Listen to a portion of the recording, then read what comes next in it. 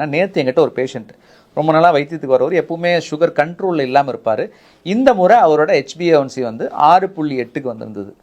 அவர் அடுத்து என்கிட்ட கேட்ட கேள்வி என்னென்னா, டாக்டர் இப்படியே நீங்கள் சொல்கிற மாதிரி நான் வாக்கிங் டயட்டெல்லாம் இப்போ நான் ஃபாலோ பண்ணுறேன், இதெல்லாம் ஃபாலோ பண்ணால் என் மருந்து மாத்திரையை நிறுத்த முடியுமா? ஊசி போட்டிருக்கேன், மாத்திரை போட்டிருக்கேன், இது எல்லாத்தையும் நிறுத்த முடியுமா?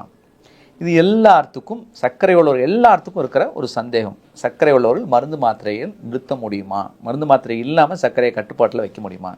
இது இல்லாமல் நிறைய விளம்பரங்கள்லாம் வருது.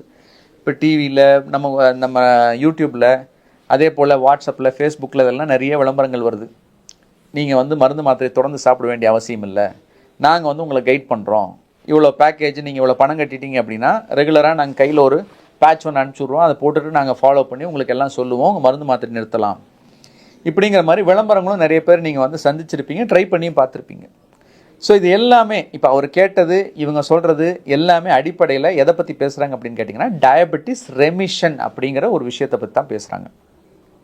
ஸோ இந்த ரெமிஷன் அப்படின்னா என்ன அப்படின்னு கேட்டிங்கன்னா, எந்த வித மருந்து மாத்திரைகளும் இல்லாமல், ஊசியோ மாத்திரையோ இல்லாமல் நம்மளோட 3 மாத சராசரி சர்க்கரை அளவு HbA1cங்கிறது 6.5% கீழே நம்மளால் மெயின்டைன் பண்ண முடிஞ்சுது அப்படின்னா அதுதான் டயபெட்டிஸ் ரெமிஷன்.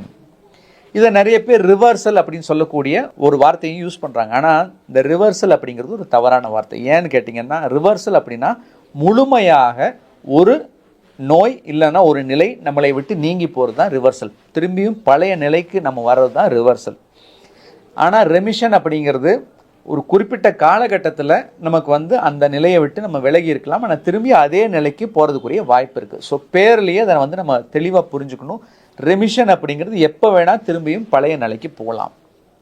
சரி, இதை பற்றின ஆய்வுகள் ஏதாவது செஞ்சுருக்காங்களா அப்படின்னு கேட்டிங்கன்னா, ஒரு சில ஆய்வுகள் வந்து பப்ளிஷ் ஆகிருக்கு. அதில் வந்து பார்த்தீங்க அப்படின்னா டைரக்ட் ட்ரையல் அப்படின்னு சொல்லக்கூடிய ஒரு ட்ரையல் வந்து யூகேல பண்ணியிருக்காங்க. இதில் வந்து என்ன பண்ணியிருக்காங்க அப்படின்னு கேட்டிங்கன்னா, மெயினாக நம்ம நார்மலாக சாப்பிட்றவங்கள கிட்டத்தட்ட ஒரு 5 மாதத்துக்கு அவங்க சாப்பிட்றதுல 40% கேலரிஸ் மட்டும், அதாவது வந்து ஒரு 2000 கேலரிஸ் சாப்பிட்றாங்க அப்படின்னா கிட்டத்தட்ட டெய்லியும் ஒரு 800-850 கேலரிஸ் மட்டும் ஒரு 5 மாதம் கொடுத்து, அடுத்து 12 மாதம் வரைக்கும் கொஞ்சம் கொஞ்சமாக அவங்க நார்மலாக அவங்களுக்கு தேவையான கேலரிஸ் எவ்வளோ அவங்களுக்கு கரெக்டாக தேவையோ அந்த அளவுக்கு ஃபிக்ஸ் பண்ணி கொடுத்து அவங்க நல்ல ஃபிசிக்கல் ஆக்டிவிட்டி வாக்கிங் எல்லாம் பண்ணி வெயிட் லாஸ் பண்ண வச்சாங்க.